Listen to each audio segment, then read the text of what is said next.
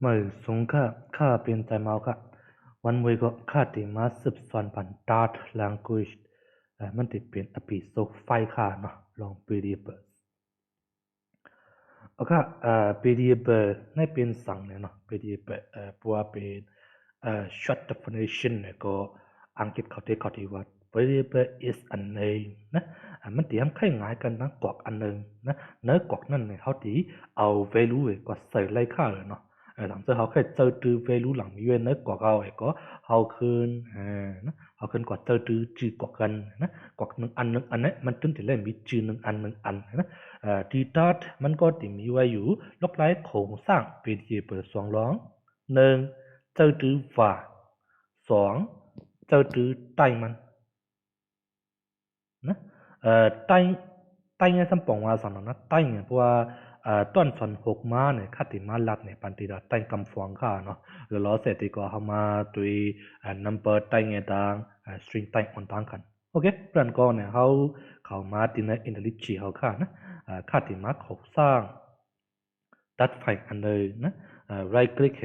new เหขึ้นมาที่เตขึ้นมาเลือกปันตัดไฟนะคติว่า ep file variable เนี่ยค่ะ variables นะที่ ep4 hello world เนี่ยค่ะนะในค่ะที่มาลายมันเป็น ep4 ค่ะนะกำคัดด้วยกันอาจจะนะมันเป็น ep4 เนี่ยก็ค่ะที่มาลายให้มันเป็น ep4 hello world เนี่ยค่ะนะแล้วก็เนี่ยนะที่ ep4 hello world เฮามาสอนฟังกะมันเป็นอันเฮามาเตรียมโปรแกรม Hello World ค่ะเนาะเนื้อในเนี่ยนะอันค่ามาเจอถือหลายปองว่า string เนี่ยค่ะเนาะอันค่ามาเจอถือหลายปองว่าเป็นinteger number ที่ variable เฮาที่เฮ็ดนะค่าก็ที่มาโครงสร้างไม่มาตัดอันตอนดาค่าเขาที่มาเรียนในโปรแกรมได้เนาะvariable หลายของสร้างมันมีไว้อยู่2รอง1ในเป็นอันเฮามาเจอถือว่านะเมื่อฟังเฮาเข้าไปมาโครงสร้าง variable ค่าไขมาในปันหลายเจอถือกลมแม่นอ่อนต่างกันนะกลมแม่นในเป็น2กลมแม่นในฝั่งเชื่อว่าค่าจำไขมาเต็มนกไว้ที่ในโปรแกรมก็มันจังนะ this lesson is about teaching variable in Dart ในค่าเลยค่าที่มาเตรียมเลยพอมาเตรียมนิดไตเฮาก็เหมือนกันก็เนาะนะการสอนในเป็นตาสอนปันเนาะvariable นะเฮาก็มาเตอร์ที่ variable เลยค่ะนะ variable ที่ภาษา Dart นะครับเนาะที่ภาษา Dart เนาะตอนจะเฮามาเตรียมเนี่ยนะมันก็ติดในมันเอราก็เนาะมาด้วยกันเนาะค่าเขาก็มีไว้เอรา56อันเนี่ยนะมันก็ไปเจอนะที่ในตัดโปรแกรมนะที่ในตัดโปรแกรมก็เจอค่ะเนาะที่ในโปรแกรมอันเลอก็ลีนะมันสิไล่กว่าเตรียม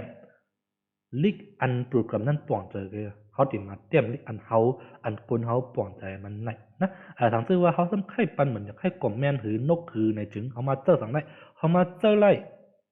อันว่ากลมแม่นเนาะนะกลมแม่นเนี่ยมันสิมีไว้อยู่2รองเนาะนองนึงมันสิเป็นอันว่า single line comment single line comment ในจำปองว่ามันสิเฮ็ดตนดาแถวไล่ละลายคุยนะ single line comment ที่ก็เฮามาเจอถือ double slash หลายเป็น single line comment นะ single line comment ในเนี่ยปัวเฮามาเจอถือเนาะมันก็เป็นปัวแถวในตั้งแถวเนี่ยมันสิเอาเป็น comment ก็ปัว comment เนี่ยก็ตัดได้เนี่ยมันสิข้ามปุ่นเข้านะมันสิ ignore เข้านะมันก็คู่กับนิ้วเข้านะว่าอ๋อหลายเป็น comment หลายมันจะตัดกดมันก็สิข้ามปุ่นก็นะเทียบอันนึงซ้ํเป็น multi line comment นะ single line comment เนี่ยเฮามาเจออันว่า slash 2อันเนี่ย multi line comment จำเฮามาเจออันว่า slash 1อันแล้วก็สตาร์แล้วก็นะมันสิมีอันคุยเลยดักอันปิกค่ะนะในซับค่าขึ้นมาปิกปันเที่ยงว่าสตาร์/นะ /สตาร์เปิดสตาร์/ปิกหลายเฮาที่ฮ้องว่า multi line comment นะ single line comment ซ้ำเนาะในซัมเป็น single line comment this is single line comment จังได๋นะหลายซ้ํเป็น multi line comment นะสังเจอเฮามาเตรียมนิก2ก็ดีสังเจอเป็นเนื้อกลางนะ opening และตั้ง closing line จึงมันสิเป็น comment กับหมดครับโอเคเพราะว่าป่องเจอยาวเนี่ยก็ค่าที่มาถอนเปียดนะค่าที่มาเตรียมปันที่ไทยค่ะนะvariable เนาะ two way to create variable in that variable var in that นะหนึ่งในเจ้าตื้อว่านะสองในซ้ำเจ้าตื้อ specific type specific type นะล็อกท้ายเจ้าตื้อว่าได้ก็มันก็ติงง่ายกว่าอิงก็เข้ามาของร่างว่าวันตางย่อก็เข้ามาปันจือมันนะเข้ามาปันจือมันจือไปดีไปเขาใครปันฝั่งก็ไล่อยู่กับการที่ไล่มีเปิงไว้กำฟองข้าเนาะกำข้าที่มาลับเลยปันเปิงนั่นค่ะนะโอเคว่าไว้ว่าข้าใครมาชิมไว้จือข้าเนี่ยก็เขามาปันจือมันวันนี้นะข้าเขากลับปันเหมือนจังหนัง APC ก็ไล่ X Y Z ก็ไล่กันนะก็การบัวเป็นไรที่เขามาปันอย่างแค่บัวปีล่ามาปีเลือนมาเขามาฝัดโคตรเขาก็ให้เขาคู่กำนิ้วกันนะว่าหลายเป็นเนยหลายมันเป็นตัวตาเขามาชิมจือเขาเนี่ยเนาะบัวเขากว่าเอาว่า S equal to เนี่ยก็ไล่ก็ยังกับก็บัวปีล่าปีเลือนมาเขามาฝัดกันโคตรเขาเนี่ยเขาก็ไม่ต้องในเขานะว่า S หลายมันเป็นชิมไว้หลังเราเลยกว่าหลุดด้วยโคตรเขาเนี่ยมันตียำไข่เจนเขายำเขาโกยนะก็เปิดไหนแหละเพราะเป็นไรที่ก็มาปันจือนะอันมันตีเหตุการณ์ขึ้นเนาะมันตีชิมไว้สั่งก็มาปันจือหลังกำเดียวนะก็เปิดมันตีชิมไว้ปันเขาก็เปิดมันตีชิมไว้ปันจือเนี่ยก็ข้าถึงมาปันว่าในนะว่าในอีกแค่ถูเนาะเขาขึ้นมาเตรียมอันว่าแต่เป็นโคดิชันมากเลยกันแต่เป็นก็ไล่นะสิงเกตก็ไล่กันก็ข้าเนาะสิงเกตก็ไล่ยกก็ข้าถึงมาเตรียมจือข้าว่าใจเมานะใจเมานะยกก็ติดแต่ข้าขึ้นถึงมาเตรียมอันว่าish ชิเปียจีก็เลยนะหลายเป็นลองอันเขามักของสร้างปีดีเปอจีห่วงในนะกวักในข้างนอกไหนนะนะข้ามาเจอสิ่งเกิดแล้วก็เหมือนกันนะกวักนะต่างจื้อไว้วันหนึ่งเนาะคดีว่าจื้อห้องหนึ่งมีกาขันนะมีกาขันตัวเล็ก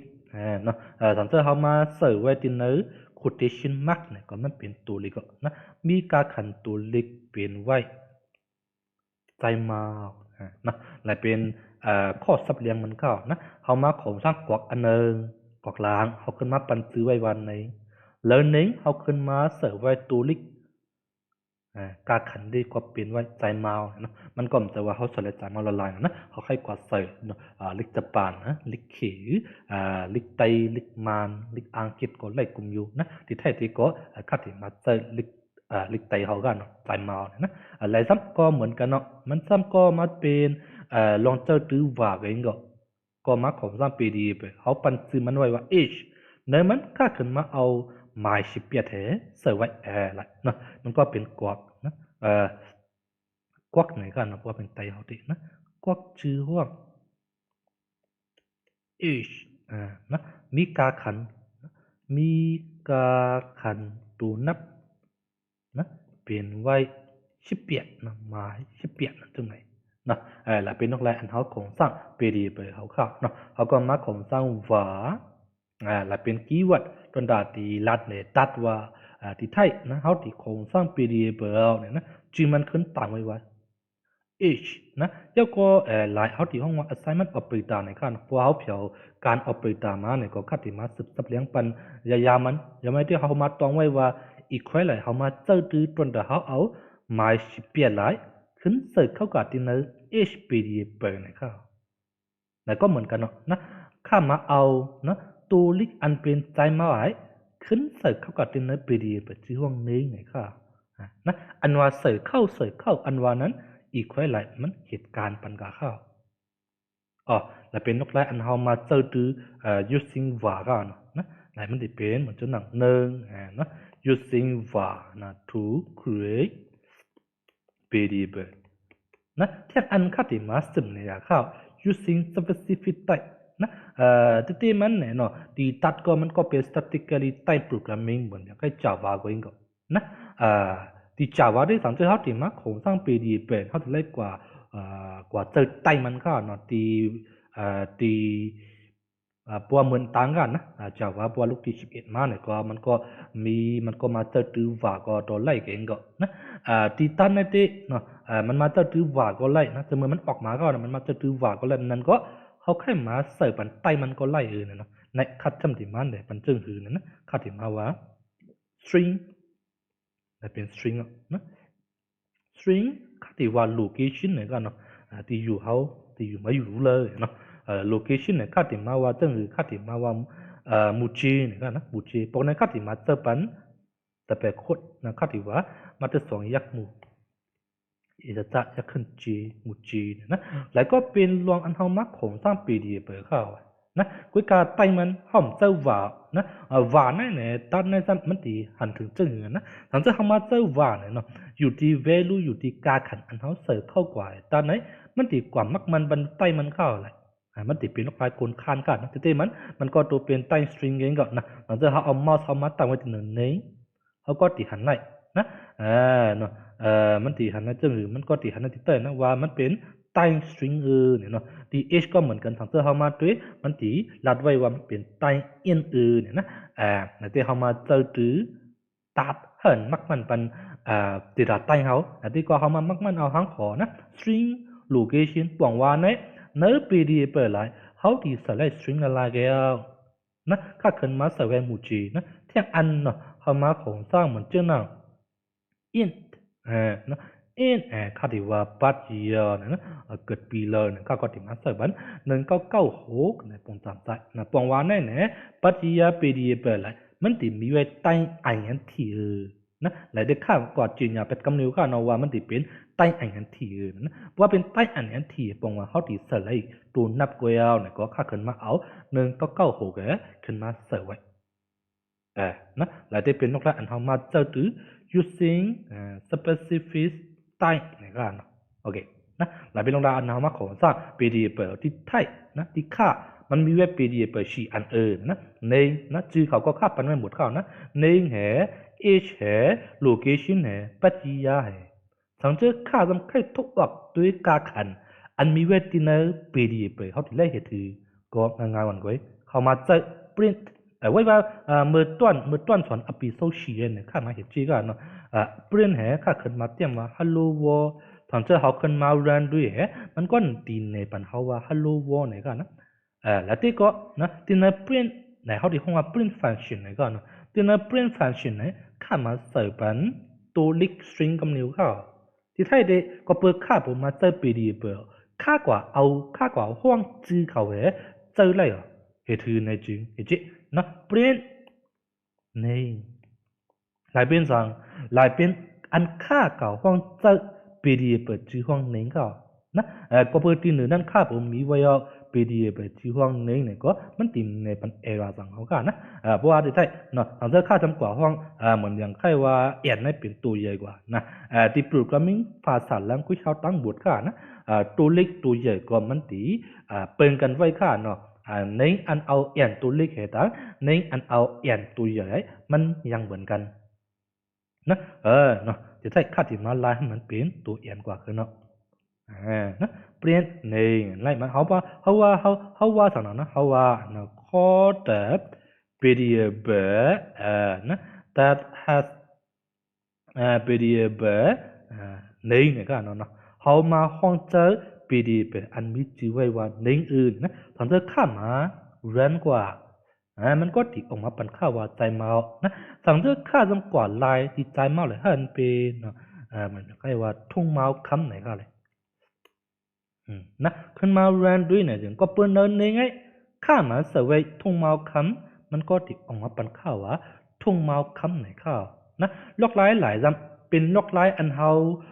กอดด้วย value กาขันอันมีเวทเนินนึงเนินไงเฮาเสิร์ฟไว้สังกอลีมันติมานในปันเฮา